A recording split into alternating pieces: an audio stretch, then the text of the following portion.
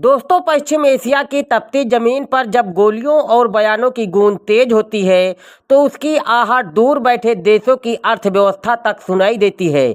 इस बार टकराव की लकीरें खिंची हैं अमेरिका, इजराइल और ईरान के बीच। लेकिन इस राजनीतिक और सैन्य खींचतान का सबसे गहरा घाव अगर कहीं महसूस हो रहा है तो वह है पाकिस्तान की कमज़ोर अर्थव्यवस्था पर। दोस्तों, यह कहानी सिर्फ बारूद और बयानों की नहीं है, बल्कि उस अदृश्य लहर की है जो सरहदों को पार कर आम लोगों की जेब तक पहुंच जाती हैं। जब दुनिया की बड़ी ताकतें आमने सामने खड़ी होती हैं तो छोटे और आर्थिक रूप से कमजोर देश सबसे पहले झटका खाते हैं। पाकिस्तान की मौजूदा आर्थिक स्थिति पहले से ही नाजुक है। विदेशी मुद्रा भंडार सीमित, महंगाई चरम पर और कर्जा का बोझ लगातार बढ़ता हुआ। ऐसे में वैश्विक संकट उसकी मुश्किलों को और गहरा कर देता है। दोस्तों, पश्चिमी एशिया दुनिया के तेल भंडारों का दिल है। यहाँ किसी भी तरह का तनाव अंतर्राष्ट्रीय बाजार में कच्चे तेल की कीमतों को आग लगा देता है। जैसे ही अमेरिका और इजराइल की ओर से ईरान पर दबाव बढ़ा, तेल बाजार में उछाल आ गया। निवेशकों को डर है कि अगर हालात बिगड़े तो तेल आपूर्ति बाधित हो सकती है। इसका सीधा असर तेल आयात करने वाले देशों पर पड़ता है और पाकिस्तान उन्हीं में से एक है।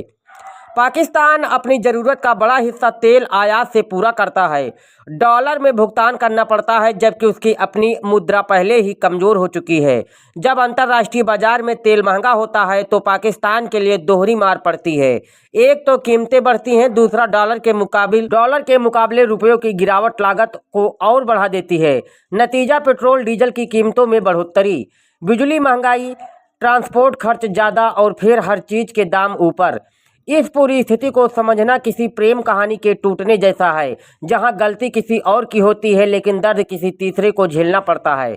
अमेरिका, इजराइल और ईरान की रणनीति चालें एक दूसरे को मात देने के लिए चल रही हैं, लेकिन पाकिस्तान जैसे देश को अपनी आर्थिक संतुलन बचाने की जद्दोजहद करनी पड़ रही है। विशेषज्ञों का मानना है कि अगर संघर्ष लंबा खिंचता है तो पाकिस्तान के विदेशी मुद्रा भंडार पर भारी दबाव पड़ेगा। पहले ही उसे अंतर्राष्ट्रीय वित्तीय संस्थाओं से राहत पैकेज की जरूरत पड़ चुकी है। महंगाई दर आम जनता की कमर तोड़ रही है। ऐसे में तेल की कीमतों में हर उछाल सरकार के लिए नई चुनौती लेकर आता है। राजनीतिक विशेषज्ञों के अनुसार पाकिस्तान की स्थिति और भी जटिल है, क्योंकि उसे पश्चिमी देशों और मुस्लिम विश्व के बीच संतुलन साधना पड़ता है। एक ओर अमेरिका के साथ संबंध महत्वपूर्ण है तो दूसरी ओर ईरान जैसे पड़ोसी देश के साथ भू राजनीतिक समीकरण भी अहम हैं। इजराइल के मुद्दे पर पाकिस्तान की अपनी पारंपरिक नीति रही है। ऐसे में खुलकर किसी एक पक्ष का समर्थन करना उसके लिए आसान नहीं होगा।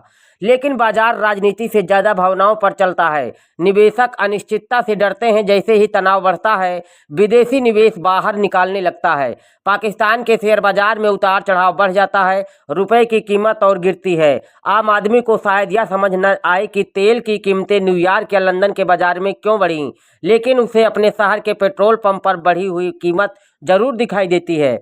हालांकि पाकिस्तान सरकार हालात पर नज़र बनाए हुए है। ऊर्जा के वैकल्पिक स्रोतों पर जोर देने की बात हो रही है। चीन और अन्य सहयोगी देशों के साथ आर्थिक साझेदारी मजबूत करने की कोशिशें जारी हैं।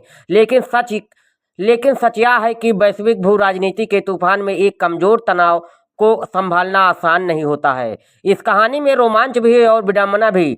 लड़ाई कहीं और लड़ी जा रही है, रणनीति कहीं और बन रही है, लेकिन असर वहां दिख रहा है जहां पहले से हालात नाजुक थे।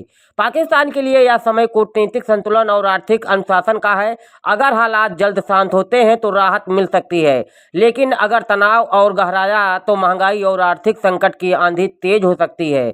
आखिरकार यह घटनाक्रम हमें याद दिलाता है कि आज की दुनिया एक दूसरे से गहराई से जुड़ी हुई है।